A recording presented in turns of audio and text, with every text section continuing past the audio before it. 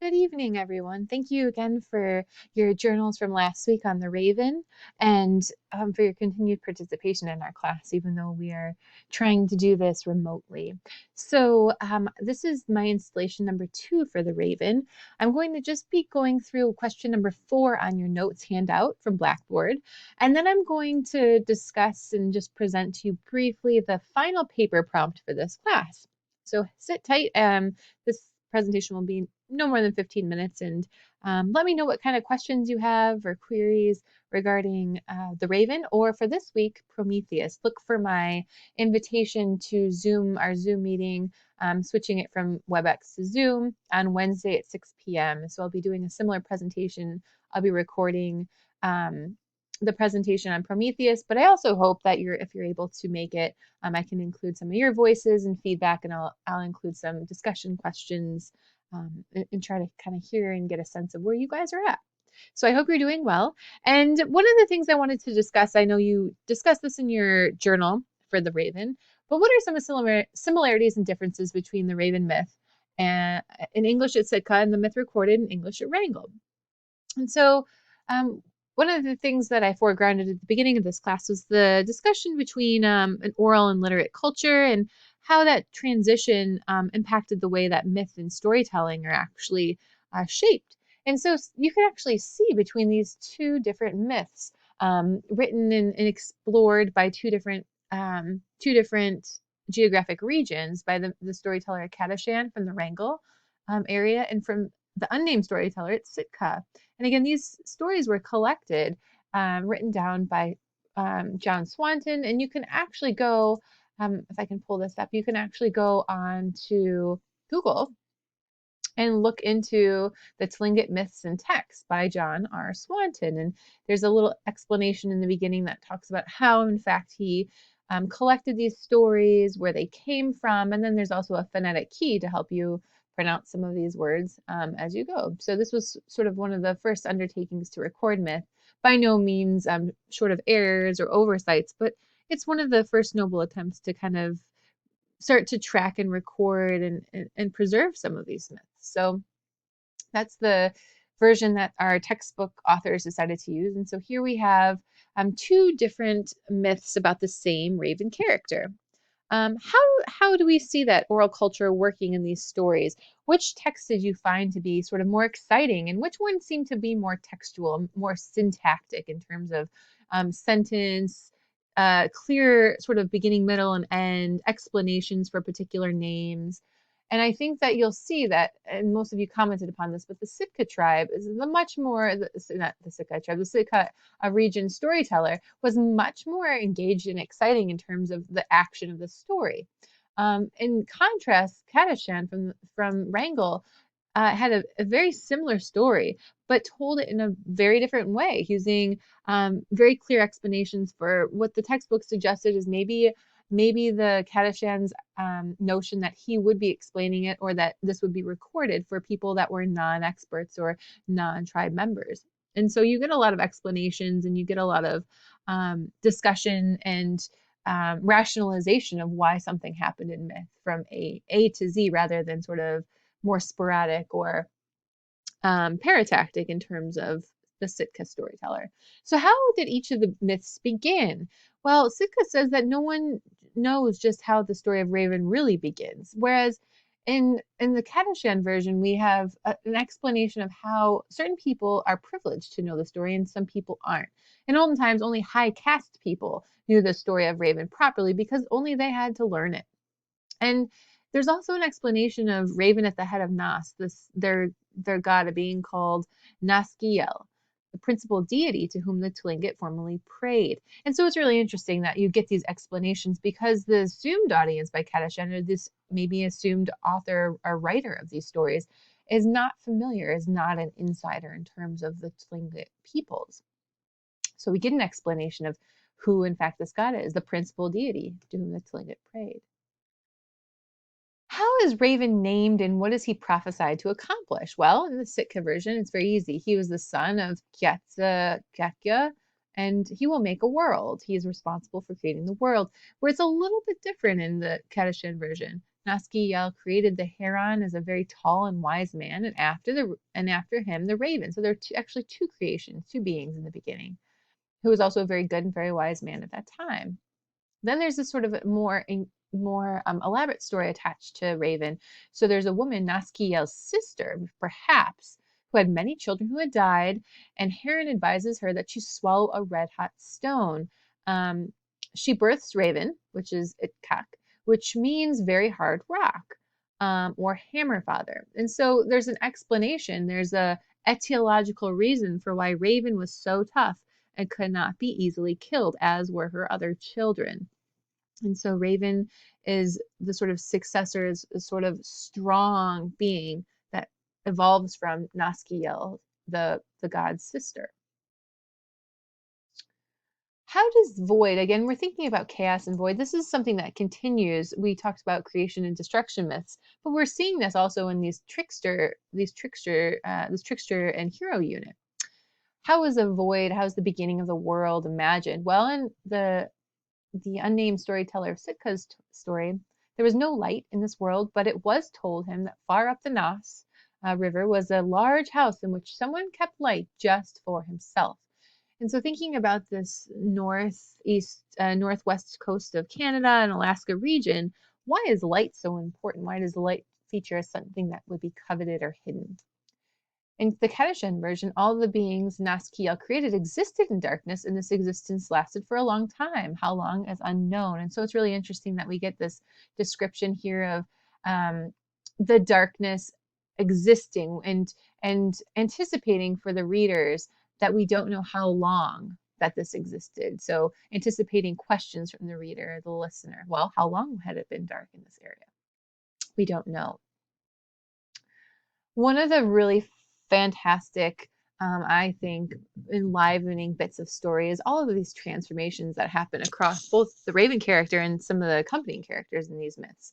How does Raven transform in the Sitka version? Well, he makes himself into a small drop, very small, and drops into the water in the form of a small piece of dirt. And a girl swallows him, and he makes her pregnant. And when she births him, the grandfather dotes on him, on this child. And so the raven is transformed as a piece of dirt and then transformed into a child. And when he's doted upon by the grandfather, that's how he ends up stealing or tricking and stealing the moon and the stars and the sun. Once, though, Raven gets stuck when he flies away and tries to escape and transforms back into himself out the smoke hole of the house. Raven turns from white to black because of the smoke. And so here's an etiological explanation for why ravens are black today. And there's lots of myths, even in Chaucer. There's a myth, the Mansiple's Tale, that discusses how the raven turns from white to black because of his gossiping, as a result of his gossiping. The last transformation is not actually happening to Raven, but it happens to the people when they move from darkness to daylight. The people who had never seen daylight transform into animals whose skins they wear. So they sort of become anthropomorphic. They turn into animals. And how does the transformation focus and feature into the Kadashan version? Well, instead of a piece of dirt, Raven turns into a hemlock needle and is swallowed by Nazkiel's daughter and makes her pregnant. Then we get another explanation here about how humans existed. So Nazkiel made humans out of leaves instead of rocks, like Raven, which is why they must die. So here's an explanation or a differentiation of how humans are sort of more are mortal rather than more impermanent, like a rock. Again, we get the crying child who's doted upon by the grandfather. And when the raven saves daylight and he bursts it upon the people, it becomes a punishment. He says that he will, if they don't listen to him, he will let the light out. And so people were very much frightened, and some ran into the water and some ran into the woods. And so as a result, the ones that ran into the woods turn into woodland creatures, and the ones that run into the water become marine life. Same exact transformation happens in Kadashan, where the white raven turns to black because of smoke. So one of the features that we learned about in terms of a trickster is that the trickster often contributes or helps out in some way the humans. And so in what way does Raven create some sort of an achievement for humans? Well, in the Sitka version, he again is attributed in the same way as the Kadashan version, as setting stars loose into the sky, setting the moon loose into the sky, and setting daylight loose into the sky. The same thing happens with Petrel. He drinks the spring water and then lets water fall from his mouth to create rivers and creeks. And if you get a chance, I think I mentioned it in the last video, to read that the article about how Raven has transformed the geographic regions around Alaska and the northeast of north west of Canada. That would be an interesting place to look. The same thing in Kadashan. He sets the moon in the sky and everything else, quote, free. He threatens to set daylight free because the fishermen are too loud. That's a feature that's unique to the Kadashan version. The noise is sort of provocative. If you make so much noise, I will break daylight on you. And so he does, because they don't listen to him. He also steals a mouthful of water from Petrel and drops it around the world to create creeks and rivers. He's also attributed, note for next week, that he's bringing fire to people.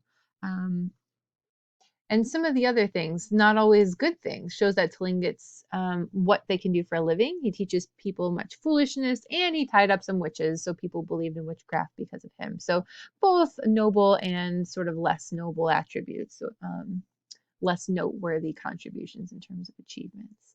But I think it was nice to have sort of two different versions to think about the same myth, and how that myth, to mean the same, is a little bit different in this culture. What does the same myth mean? And we've actually seen that across many myths, even in the Greek and Roman myths, many sort of versions of one sort of character that sort of strengthens our idea of who that character is.